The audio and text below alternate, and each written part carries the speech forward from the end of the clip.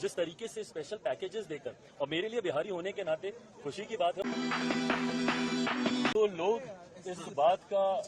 हो हल्ला मचाते हैं कि बिहार को विशेष राज्य का दर्जा नहीं मिला, विशेष राज्य का दर्जा नहीं मिला। ये वही विपक्ष के लोग हैं जिनके पास ये जानकारी का अभाव है कि इन्हीं की सरकार में, यूपीए की सरकार में मनमोहन सिंह जी के दौरान ही नीति आयोग में इस तरीके के प्रावधान किए गए थे जिसके बाद किसी भी राज्य को विशेष राज्य का दर्जा मिलना लगभग नामुमकिन के करीब हो गया था। बहरहाल हम लोग की मांग रही थी कि जब तक विशेष राज्य के दर्जे का दर्जा हम लोग को नहीं मिलता, स्पेशल पैकेजेस हम लोग को दिए जाएं। मैं धन्यवाद करूंगा मेरे प्रधानमंत्री आदरणीय नरेंद्र मोदी जी का, मैं धन्यवाद करूंगा हमारी वित्त मंत्री आदरणीय निर्मला सीतारमण जी का कि उन्होंने बिहार को जिस तरीके से स्पेशल पैकेजेस देकर, और मेरे लिए बिहारी होने के नाते खुशी की बात है, और मेरी पार्टी लोक जनशक्ति पार्टी रामविलास ने हमेशा बिहार फर्स्ट बिहारी फर्स्ट के विजन के साथ आगे बढ़ने का काम किया है। इस बजट में बिहार फर्स्ट बिहारी फर्स्ट को भी धरातल पर उतारने के प्रावधान दिए गए हैं, जहां एक तरफ इंफ्रास्ट्रक्चर इसमें मजबूती देने का काम किया गया है, वहां पे ब्रिजेस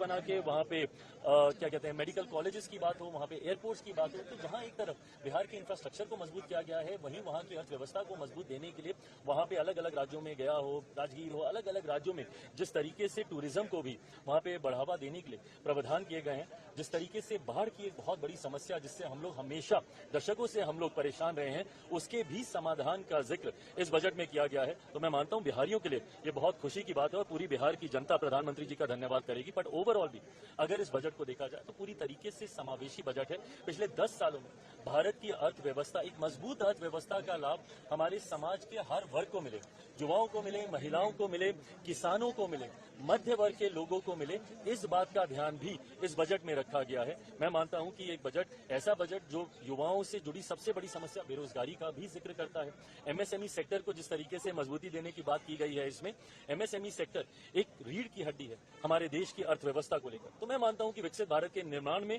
ये एक मजबूत नींव की तरह इस बजट को देखा जा सकता है। आप कह रहे हैं समावेशी बजट है, सारे सांसद जो निकले विपक्ष के वो तो कह रहे हैं आंध्र बिहार का बजट है, ये सरकार बचाने वाला बजट है। इन लोगों को अगर अपने राज्य में अगर गरीब नहीं दिखते, अपने राज्य में अगर इनको किसान नहीं दिखते, अपने राज्य में इनको मध्य वर्ग के लोग नहीं दिखते, अपने राज्य में इनको महिलाएं नहीं दिखती या युवा नहीं दिखते, तो मैं इनकी सोच के ऊपर कोई टिप्पणी नहीं करूंगा। जब इन हर इस वर्ग का जिक्र किया गया तो इस वर्ग से आने वाले हर व्यक्ति, भले वो किसी भी राज्य में रहता हो, उसकी सुविधा का जिक्र किया गया। जब आम आदमी की आमदनी को बढ़ाने का बचाव को जो वो बचत करता है उसको बढ़ाने का जिक्र किया, तो ये हर राज्य के व्यक्ति का जिक्र किया गया। पर अगर इसमें उनको उनके राज्य का जिक्र नहीं दिखता तो ये उनकी सोच हो सकती है।